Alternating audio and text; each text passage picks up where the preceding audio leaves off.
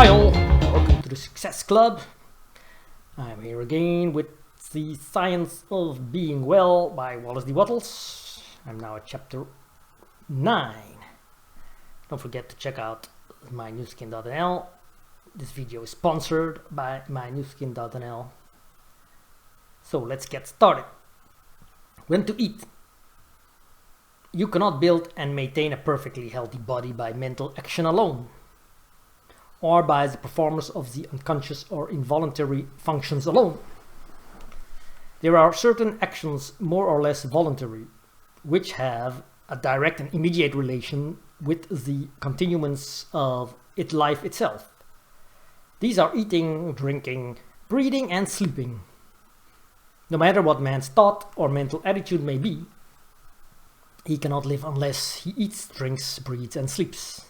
And moreover, he cannot be well if he eats, drinks, breathes, and sleeps in an unnatural or wrong manner. It is therefore vitally important that you should learn the right way to perform these voluntary functions. And I shall proceed to show you this way, beginning with the matter of eating, which is most important. There has been a vast amount of controversy as to when to eat, what to eat, how to eat, and how much to eat. And all this controversy is unnecessary, for the right way is very easy to find. You have only to consider the law which governs all attainment, whether of health, wealth, power, of happiness. And that law is that you must do what you can do now, where you are now, do every separate act in the most perfect manner possible, and put the power of faith into every action. The process of digestion and assimilation are under the supervision and control of an inner division of man's mentality, which is generally called the subconscious mind, and I shall use that term here in order to be understood. The subconscious mind is in charge of all the functions and processes of life, and when more food is needed by the body, it makes the fact known by causing a sensation called hunger. Whenever food is needed and can be used, there is hunger. And whenever there is hunger, it is time to eat. When there is no hunger, it is unnatural and wrong to eat, no matter how great may appear to be the need for food. Even if you are in a condition of apparent starvation, with great emaciation, if there is no hunger, you may know that food cannot be used, and it will be unnatural and wrong for you to eat. Though you have not eaten for days, weeks, or months, if you have no hunger, you may be perfectly sure that food cannot be used, and will probably not be used if taken. Whenever food is needed, if there is power to digest and assimilate it so that it can be normally used, the subconscious mind will announce the fact by a decided hunger. Food taken when there is no hunger will sometimes be digested and assimilated because nature makes a special effort to perform the task which is thrust upon her against her will. But if food be habitually taken when there is no hunger, the digestive power is at last destroyed and numberless evils caused.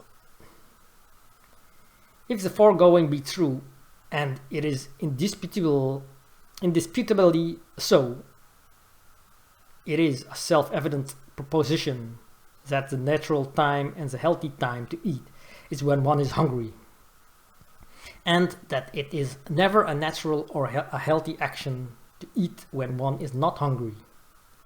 You see, then that is an easy matter to scientifically settle the question when to eat. Always eat when you are hungry, and never eat when you are not hungry. This is obedience to nature, which is obedience to God. We must not fail, however, to make clear the distinction between hunger and appetite. Hunger is the call of the subconscious mind for more material to be used in repairing and renewing the body.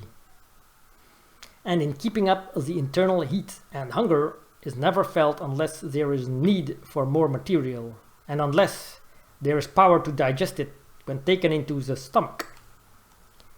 Appetite is a desire for the gratification of sensation. The drunkard has an appetite for liquor, but he cannot have a hunger for it. A normally fed person cannot have a hunger for candy or sweets. The desire for these things is an appetite. You cannot hunger for tea, coffee, spiced foods, or for the various taste-tempting devices of the skilled cook.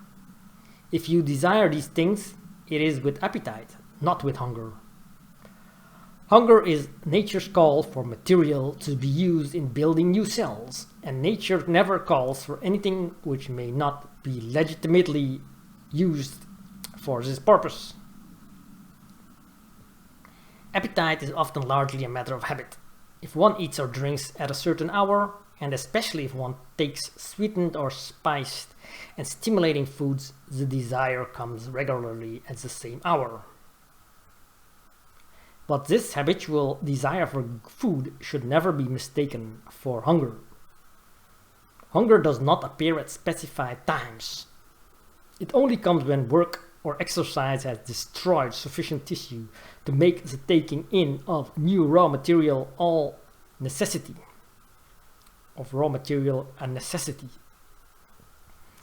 For instance, if a person has been sufficiently fed on the preceding day, it is impossible that he should feel a genuine hunger on arising from refreshing sleep.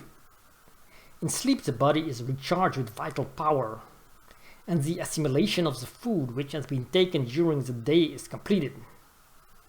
The system has no need for food immediately after sleep, unless the person went to his rest in a state of starvation. With a system of feeding which is even a reasonable approach to a natural one, no one can have a real hunger for an early morning breakfast. There is no such thing possible as a normal or genuine hunger immediately after arising from sleep, or after arising from a sound sleep. The early morning breakfast is always taken to gratify appetite, never to satisfy hunger. No matter who you are or what your condition is, no matter how hard you work or how much you are exposed, unless you go to your bed starved, you cannot arise from your bed hungry.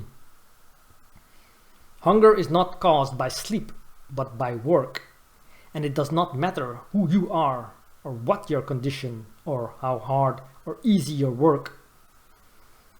The so-called no breakfast plan is the right plan for you.